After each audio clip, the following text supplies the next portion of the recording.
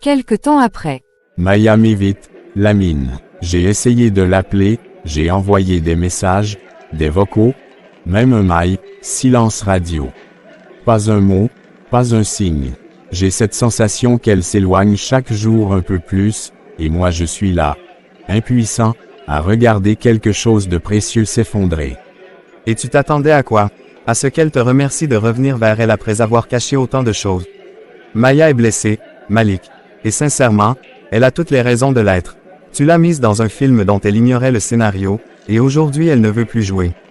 Je tente de me rattraper, Lamine, mais c'est comme si chaque mot que je prononce ne fait qu'aggraver la situation.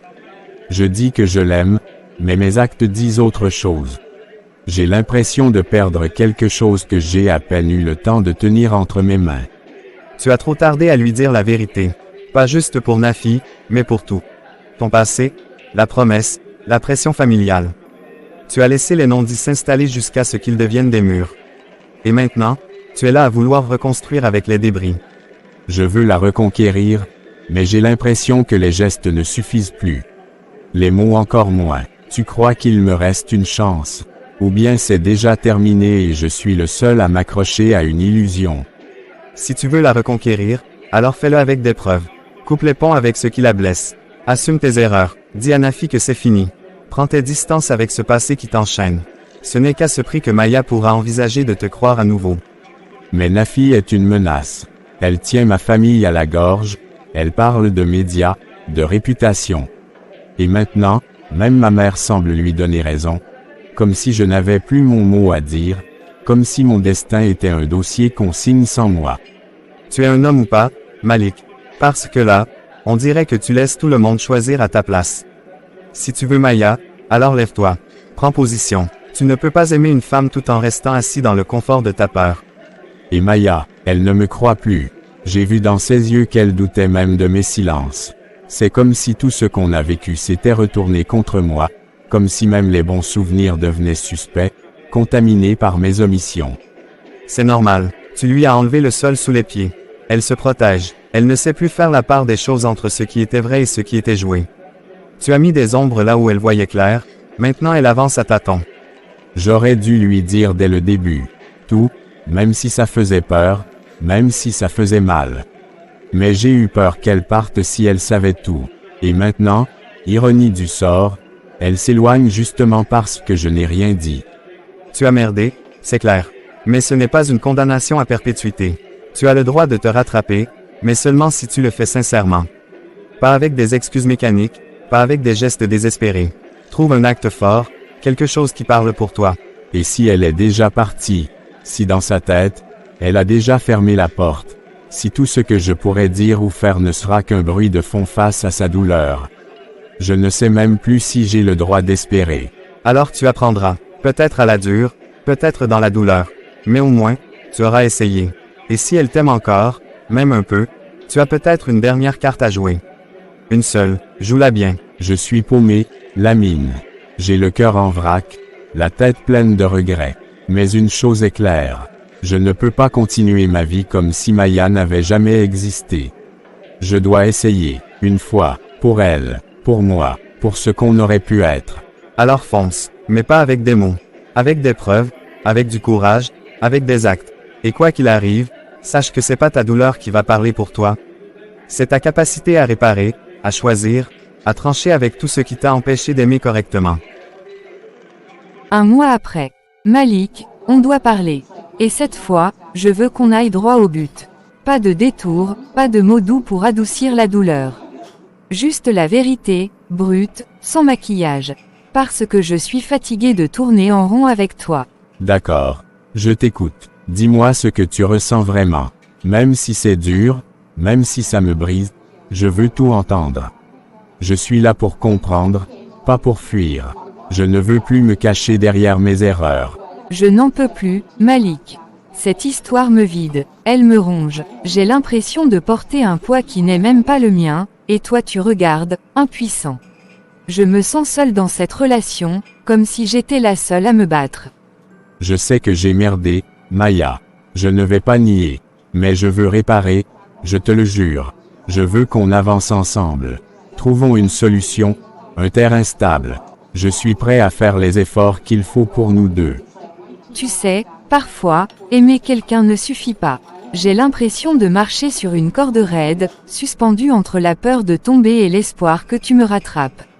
Mais je suis fatiguée, je n'ai plus la force de garder l'équilibre. Tu es la seule personne avec qui j'ai envie d'être. Je sais que tu doutes, je sais que tu souffres. Mais ne me ferme pas la porte maintenant. Je sens qu'il reste quelque chose entre nous. Quelque chose de vrai qu'on peut encore sauver. Je t'aime, Malik. C'est ça le plus dur. Je t'aime, mais je ne me reconnais plus dans cette histoire. Je me couche avec des nœuds dans le ventre, je me réveille avec la gorge serrée. Et l'amour, ça ne devrait pas faire si mal, si souvent. Je suis prêt à affronter ma famille.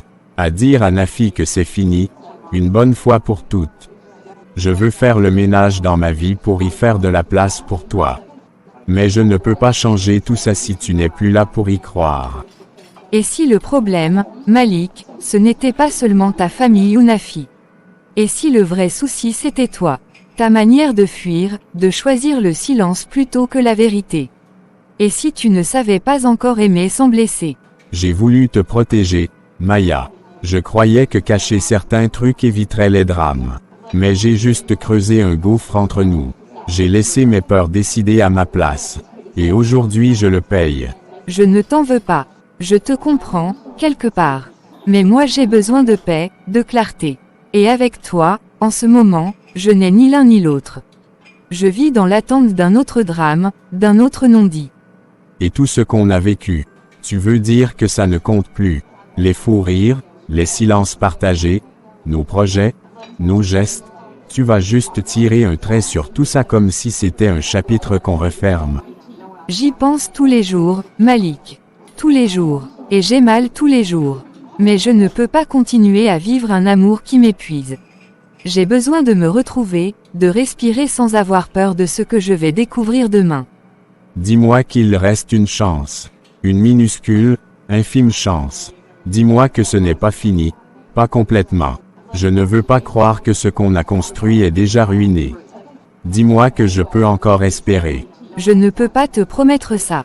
Pas maintenant. Là, tout de suite, j'ai besoin de distance. J'espère juste que tu comprendras. Je crois qu'on s'aime, oui. Mais je crois surtout qu'on ne sait pas s'aimer. Et c'est ça, le vrai problème. Alors je vais attendre. Te laisser l'espace que tu demandes. Et pendant ce temps, je vais changer. Pas pour te convaincre, mais parce que je dois devenir un homme digne de l'amour que tu m'as donné. Peut-être qu'un jour, tu reviendras. 2 mois après, la veille du mariage de Malik et Nafi. Alors c'est la veille du grand jour. Tu as mis ton plus beau sourire pour les photos où tu comptes faire la tête jusqu'à la fin de la cérémonie. Parce qu'à ce stade, autant prévenir les invités que monsieur le marié est ici sous protestation. Ce n'est pas un jour de fête pour moi, Nafi. Et tu le sais très bien. Ce n'est pas un rêve qui se réalise, c'est un devoir qu'on m'impose, une pièce de théâtre où je n'ai même pas choisi mon rôle. Tu peux continuer à jouer à l'homme brisé si ça t'aide à te convaincre que tu es une victime. Moi j'ai attendu, j'ai supporté, et aujourd'hui j'obtiens ce qui m'était dû. Tu as fait une promesse, et aujourd'hui tu la tiens. Point. Une promesse faite à 17 ans, à un âge où on croit encore que l'avenir est un conte pour enfants. Et aujourd'hui, on m'impose cette promesse comme une sentence. Tu appelles ça de l'amour, toi?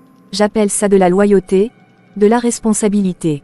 Peut-être aussi de la fierté, oui. Parce que j'en ai assez d'être celle qu'on met toujours de côté, celle à qui on dit d'attendre pendant que les autres vivent. Tu crois avoir gagné quelque chose aujourd'hui, mais en réalité tu as tout volé. Ce mariage n'est qu'un arrangement, un mensonge social. J'ai cédé sous la pression, pas par amour. Et ça, tu le sais. Alors va dire ça à ton père. C'est lui qui m'a appelé chaque jour pour qu'on rétablisse l'ordre. Moi aussi j'aurais préféré qu'on se marie par choix, pas par devoir. Mais voilà, on est là. Alors on est deux à être pris au piège. Tu fais semblant de triompher devant les autres, mais à l'intérieur tu sais très bien que je pense encore à Maya. Elle me hante, elle est partout, même aujourd'hui. Je ne suis pas aveugle, Malik. Je vois bien que ton cœur est ailleurs. Mais moi aussi j'ai des blessures. Et je me dis que peut-être, avec le temps, tu finiras par me regarder autrement. On se ment, Nafi. Toi tu attends un amour qui ne viendra jamais. Et moi, je me marie avec une boule au ventre, incapable de me projeter dans cette union qu'on nous a fabriquée de force. Alors dis-toi juste que c'est le destin. Il y a des choses dans la vie qu'on ne choisit pas. Dans nos familles, l'honneur passe avant tout. Avant les sentiments, avant le bonheur même. L'honneur. Toujours l'honneur. On ne m'a jamais demandé si j'étais heureux là-dedans. Mon bonheur ne compte pas. Il faut que je sois conforme, obéissant, et surtout silencieux. Tu finiras par t'y faire. C'est ce que tout le monde dit. Les gens apprennent à s'aimer. Ce n'est pas si dramatique que ça. Il faut juste du temps, de la patience, et un peu de bonne volonté. Si ce n'est pas dramatique, alors pourquoi ai-je l'impression d'être enterré vivant? Pourquoi ai-je cette sensation d'étouffer sous un tissu doré qu'on appelle tradition? Ce n'est pas une vie, c'est une prison. Ce mariage n'est peut-être pas le conte de fées que j'imaginais. Mais je suis là, et je suis prête à me battre pour que tu m'aimes. Même si aujourd'hui, tu n'as pas dit « oui » avec le cœur. Je ne te promets rien, Nafi. Pas parce que je te méprise, mais parce que je ne sais même plus ce que je ressens. Tout est confus, tout est flou. Ce que je sais, c'est que je n'ai pas choisi ça. Pas comme ça. Alors commence par accepter que ce n'est pas que toi qui souffres. Moi aussi je vis un mariage à moitié vide. Moi aussi je voulais de la joie, des larmes heureuses, des frissons d'amour. Pas ce goût amer. Je te l'accorde, on est deux à porter un poids qu'on n'a pas vraiment voulu. Mais promets-moi une chose, Nafi. Qu'on ne devienne pas deux étrangers qui se supportent par obligation, sans jamais se regarder en face. Je ne veux pas d'un mariage en carton, Malik. Si je suis restée, si j'ai attendu, c'est parce que je croyais qu'il y avait une graine à faire pousser. Donne-moi au moins une chance d'y croire encore, même un peu. Une chance, peut-être, mais ne m'attends pas les bras grands ouverts comme si je rentrais à la maison. Parce que pour l'instant, je suis encore à 1000 lieues d'appeler ça une maison.